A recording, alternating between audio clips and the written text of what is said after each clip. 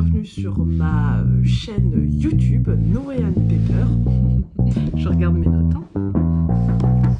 Allez, hola et bienvenue sur ma vidéo. Je sais pas ce que j'allais dire, genre bienvenue au festival, bienvenue hihihi. Ça faisait longtemps que des vidéos n'étaient pas sorties sur la chaîne, tout simplement parce que je m'étais focalisée sur l'écriture, enfin sur, oui, l'écriture de mon premier G, que j'ai réussi à terminer début janvier. Donc voilà, donc là maintenant que ça s'est passé, donc là je suis rentrée en réécriture, relecture, correction, tatati tatata. Et donc du coup on va dire que j'ai un peu plus de temps pour faire des vidéos, et c'est surtout que mon cerveau il n'arrivait pas à faire les deux. Je trouvais que ce que je faisais sur YouTube c'était nul et tout, tatati tatata, mais vu que j'ai un super copain il m'a dit non, donc du coup je continue. Alors aujourd'hui c'est tout simple, je vais vous présenter mes lectures de cette début d'année. Donc on va voir janvier, février et là début mars. Voilà, on fait une vidéo, tout est tranquille et tranquille. Alors l'année, je l'ai commencé, alors c'est un livre que j'ai commencé en 2023 et que j'ai terminé début 2024. C'est celui-là, Dans la gueule de l'ours. Je l'ai noté 5,5 sur 10. Pourquoi? Déjà ça parle de quoi? En fait, on va faire les choses dans l'art. Ça parle de quoi? Ça parle d'un gars qui va devenir gardien de réserve, sauf que ce gars il a un lourd passé. Avant, c'était un traficante de la drogas et il est venu gardien de réserve pour échapper justement à ce passé. Sauf que, bim bam boum, il y a une carcasse d'ours qui va être découverte et son passé va le rattraper. Donc là, le gars va devenir... ça va pas lui plaire. Et donc voilà, donc on suit cette histoire. Il va se faire aider à un moment donné par l'ancienne gardienne. Oui, l'ancienne gardienne. Et donc voilà, tous les deux, ils vont mener l'enquête. L'histoire en elle-même, elle est sympa. Sauf que je sais pas, c'était un peu long. Il y a des passages où j'avais hâte de passer à la suite. Après ceci, après cela, il y a un petit plot twist qui est assez imprévu, qui est pas mal, mais je sais pas, ça m'a pas plus emballé que ça. Après, c'était le premier polar que je lisais. C'est peut-être parce que j'ai pas l'habitude de lire ce genre de livre, mais voilà. Voilà. Allez, passons à la suite. S'éterniser sur les livres. Alors là, après les 1, 2, 3, 4, 5, 6, 7, 8, les 8 prochains livres que je vais vous présenter, c'est que des cadeaux, soit de Noël, soit d'anniversaire. Après, qu'est-ce que j'ai lu? Toujours en janvier. J'ai reçu, du coup, je ne sais plus si c'est Noël ou mon anniversaire, le suivant sur la liste 1, et j'ai acheté le deuxième parce qu'à un moment donné, je ne pouvais pas faire ça en fait, c'était pas possible. Donc le suivant sur la liste, je vous ai pas dit c'est qui. Celui-là c'est de James Almack, voilà. C'est un auteur, c'est son premier livre monsieur, à la base il est photographe nature. Et c'est aux éditions J'ai lu.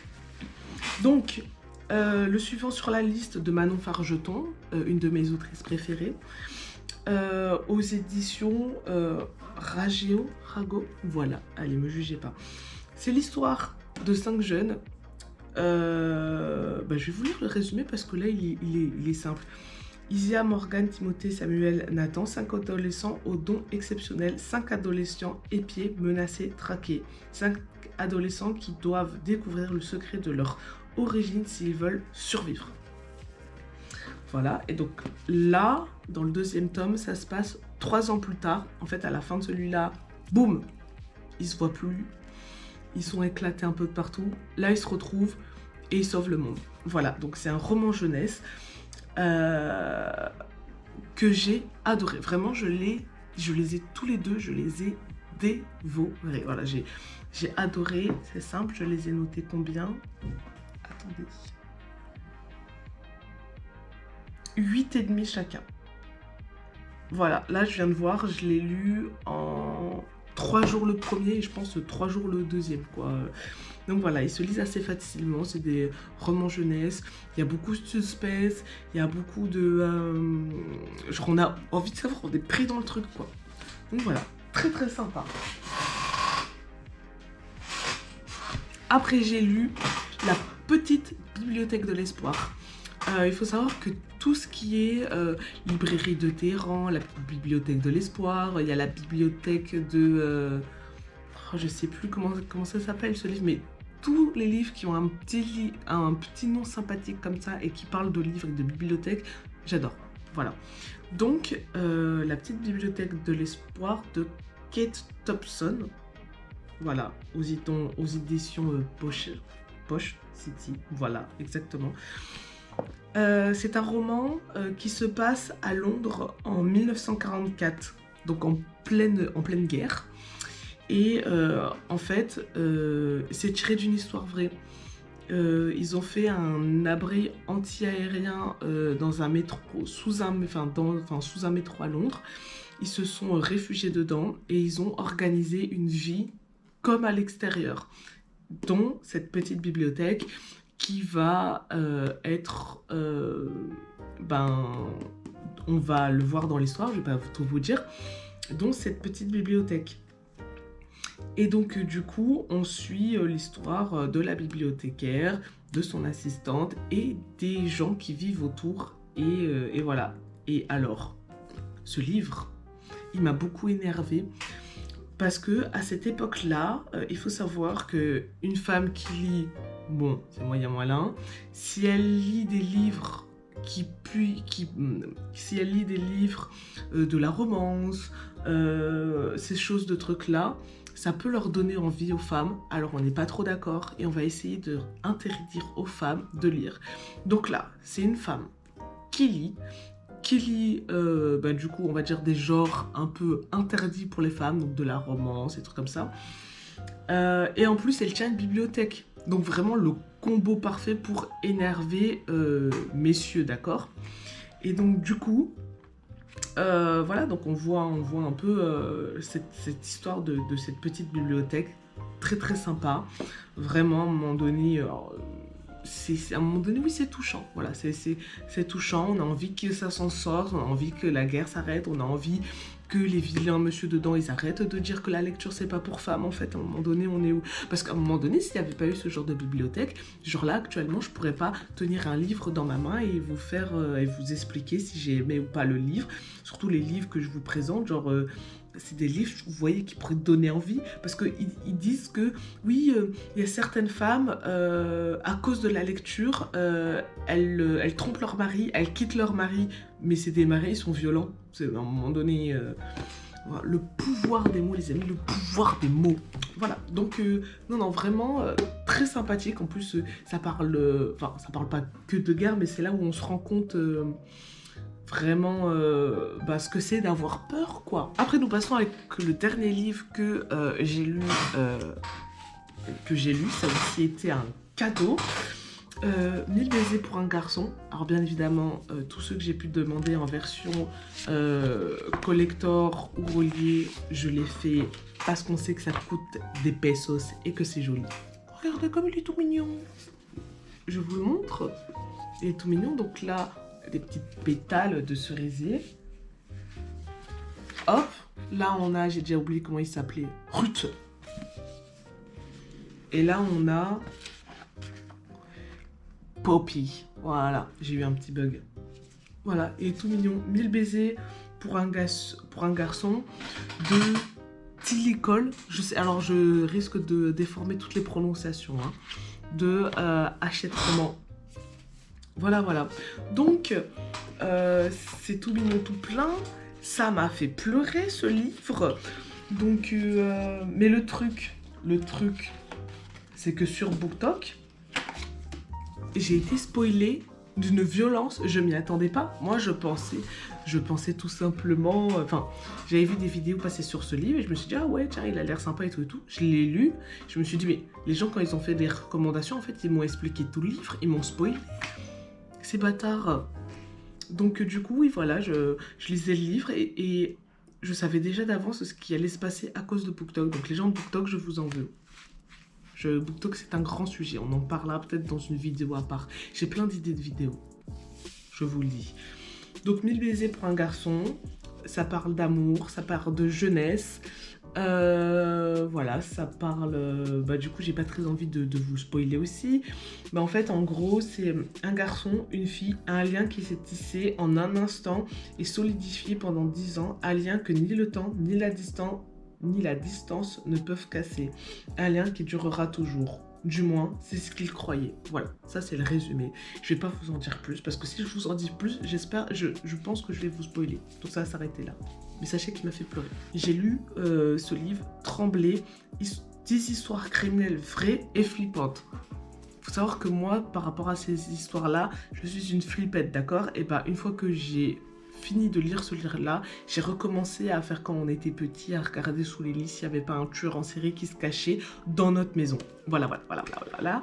Donc oui, c'est des histoires les plus... Enfin, vraiment, on se dit, mais c'est l'être humain, il fait peur. En fait, l'être humain, il est fou. L'être humain, il est... Donc du coup, c'est un youtubeur spécialisé dans les histoires de crimes. Voilà, donc si quelqu'un le connaît, édition livre de poche, et c'est... Je vais pas lire le nom, voilà, j'ai pas envie de l'écorcher. Voilà.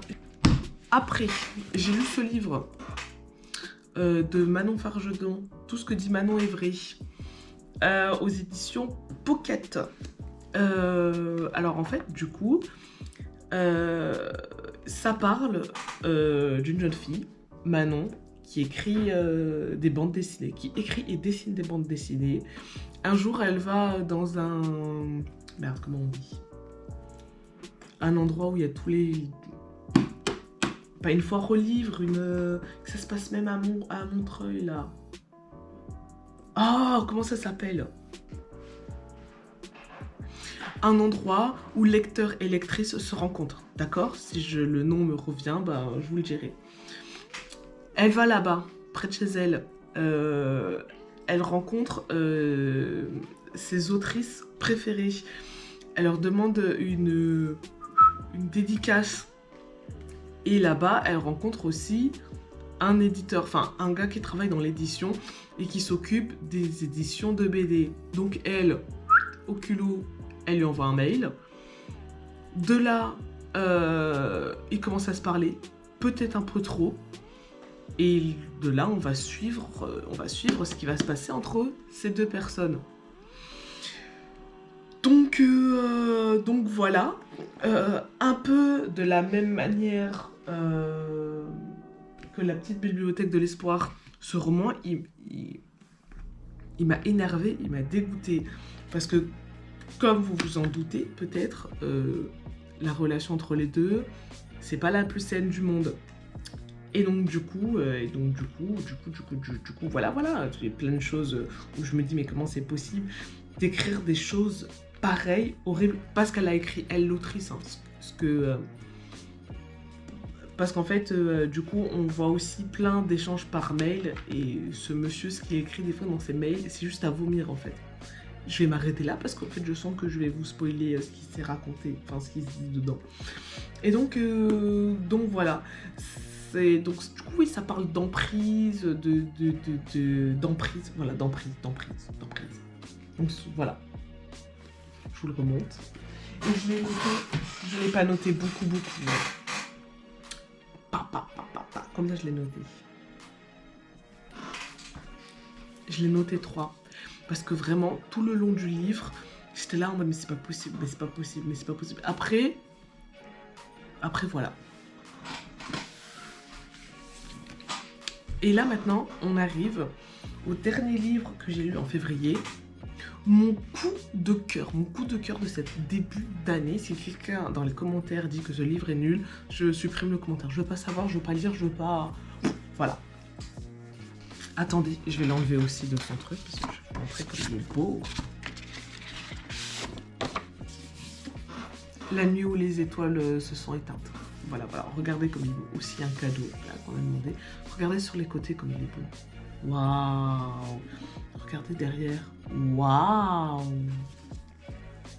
Donc là, on a aussi pareil les personnages dessinés. J'aime bien avoir ça comme ça. Voilà. Tadam. Beau. La nuit où les étoiles se sont éteintes de Nine Gormand et de Marie Alno. Ok, d'accord. Et aux éditions Albin Michel. Voilà. Du coup, on suit l'histoire de Finn et ses potes. Et aussi, parce que dans les autres, il n'y en a pas. Donc du coup, je ne vous les ai pas montrés. Donc là, c'est des avertissements. Avertissements de viol, violence sur mineurs, consommation de drogue et alcool, suicide, ainsi que la LGBT-phobie. Voilà. Ce qui est bien dans le livre, c'est qu'à début de chaque paragraphe, il y a une petite étoile noire. En fait, là, il y a une étoile blanche, donc c'est safe. Et dès qu'il y a une étoile noire, voilà, comme par hasard, je n'ai pas trouvé d'étoile noire. Ah si, je sais où je vais les trouver, les étoiles noires. Étoile noire, ça va pas être joli joli. Donc du coup, j'ai très bien aimé ce petit système. Donc au moins déjà, ça permet d'avertir le public, en fait, de où ça se trouve. Et donc du coup, on suit Finn avec ses amis. Et on les suit, parce que j'ai pas envie de vous spoiler, donc du coup je cherche une manière de vous expliquer sans vous spoiler. Voilà, en gros en fait dans le résumé, Finn il vit des choses, pas des choses très cool. Sa mère est en prison, il se perd un peu dans la vie, dans le chemin de la vie, et en fait du coup il fait des rencontres et on suit ces rencontres. Et on suit le changement que ça va apporter dans sa vie. L'écriture, le personnage Finn, là, le personnage principal et les autres autour, je les adore. Et il faut savoir, il y a le jour où le soleil ne s'est pas levé, donc on va dire la suite de ça, qui parle d'un autre personnage. En fait, les livres, ils parlent à chaque fois d'autres personnages. Et donc, l'autre livre, je vais absolument me l'acheter. J'ai failli me l'acheter, mais il n'était pas sorti comme ça, en relié. Et donc, du coup, je me suis dit, bah, c'est pas grave, je l'achète quand même, j'ai envie de savoir la suite. Sauf que, bah, je suis pauvre, donc je ne l'ai pas acheté. Et bah, j'ai bien fait parce qu'il va sortir en relié d'ici peu. Donc, je me suis dit, je vais attendre. Comme ça, je l'aurai lui aussi en relié. Et en relié, j'ai vu, il allait être très beau. Donc voilà, vraiment, à partir de 16 ans. Là, il y a un âge limite à partir de 16 ans. Donc si c'est à partir de 16 ans, ne le lisez pas avant. Voilà. Et donc du coup, oui, voilà, coup de... Je sais pas, oui, c'est un tout qui m'a plu dans ce livre. Vraiment, coup de cœur. Voilà. Hop. Hop. Maintenant, nous allons passer au livre lu en ce début mars. Alors ça, j'aurais pu le finir à un jour près, j'aurais pu le finir en février. S'il y avait 30 jours dans le mois de février, je l'aurais fini en février parce que je l'ai terminé le 1er mars. Voilà, j'avais un peu le seum, mais bon, écoutez, c'est comme ça. Hein. La clé de votre énergie. Et ben du coup, en fait, c'est un livre un peu de développement personnel. Donc rien à voir avec les autres livres, mais j'aime bien aussi ce genre de livre. Je lis un peu de tout, hein. Vraiment, y a pas de, on n'est pas cloisonné quelque part loin. Donc voilà, en fait c'est du développement personnel. Il y a des protocoles qu'en fait, en gros, il faut suivre, il faut faire pour se libérer et pour reprendre la clé de notre énergie. Il y a des notions, il faut y croire en fait. Si vous êtes quelqu'un de très terre à terre, qui ne croit pas en l'au-delà et ceci, cela, vous avez du mal à accrocher à ce livre. Voilà, c'est tout ce que j'ai voulu vous dire. Après, si vous sentez que vous en avez besoin de reprendre le contrôle, je vous le conseille. Juste, il ne faut pas être trop terre à terre. Hop, et maintenant nous allons passer à un banger. Je sais pas s'il détrône La nuit où les étoiles se sont éteintes, mais il y est proche. Vraiment, il y est très très proche. Et j'ai hâte aussi d'ailleurs, du coup, quand je serai un peu moins pauvre, d'acheter la suite. Oula, je l'ai fini là récemment. Un automne pour te pardonner. Voilà. Alors, Un automne pour te pardonner de Morgane Moncomble aux éditions Hugo Roman. C'est de la new romance, c'est le tome 1. Il y a des avertissements au début. Il y a une playlist aussi. Je sais pas s'il y a des gens vraiment qui écoutent les playlists qu'il y a en même temps qu'ils lisent. Moi, je fais pas ça. Avertissement, harcèlement psychologique, bizutage. Donc voilà, ça parle de ça. Donc si vous êtes un peu sensible à ça, faire attention quoi. Alors là, au début des chapitres, il n'y a pas comme la nuit où les étoiles se sont éteintes, des petits signaux qui indiquent où est-ce que ça se trouve. Non, c'est on vous le dit et puis voilà quoi. C'est à vous de découvrir où c'est. Donc on suit l'histoire de Camélia, on suit l'histoire de Lou et toute sa clique. Un certain Rory, je sais pas si c'est comme ça que ça se prononce.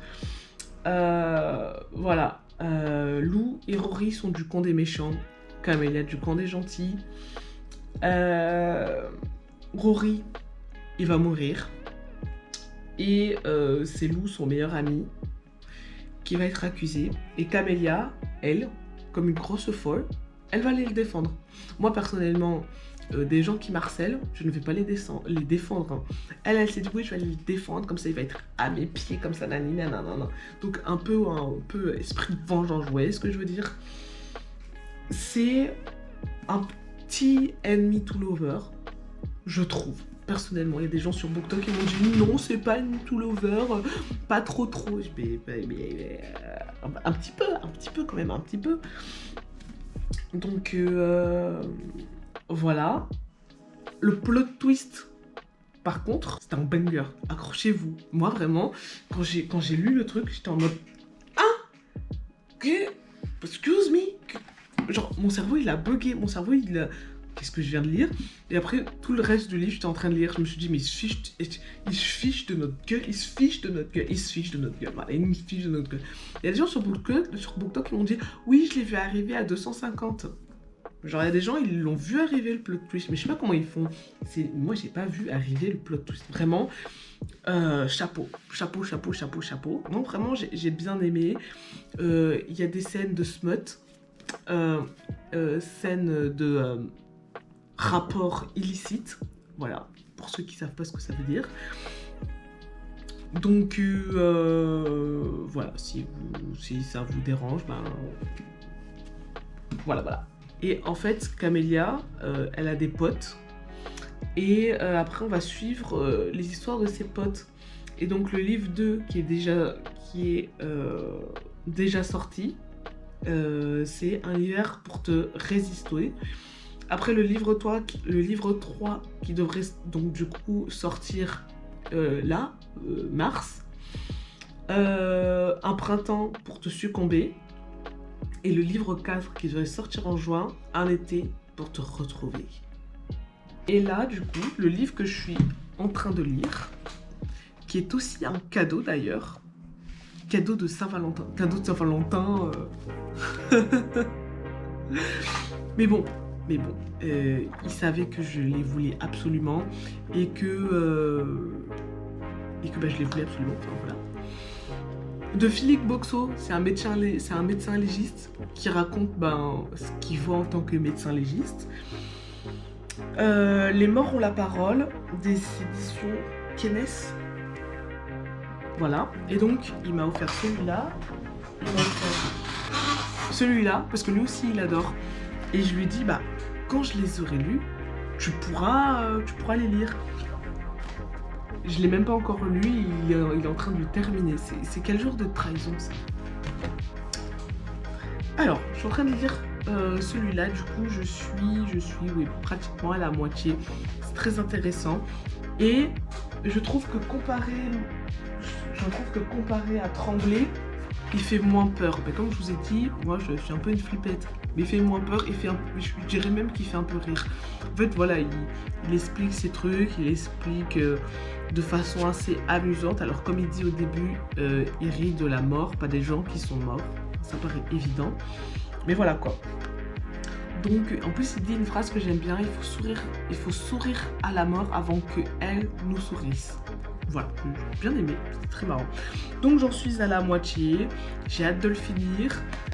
Et voilà quoi. Alors, il faut savoir que quand je lis un truc, dès qu'il y a des trucs extraordinaires dans mes livres, je le raconte à mon copain. Sauf que là, vu que je sais qu'il va le lire lui aussi, mais je me retiens de lui lire, mais j'ai envie de lui dire en fait tellement... tellement des fois c'est des dingueries en fait. Oula, peut-être que si je meurs sur YouTube, ça va faire des vues peut-être, hein, on ne sait pas. Donc voilà.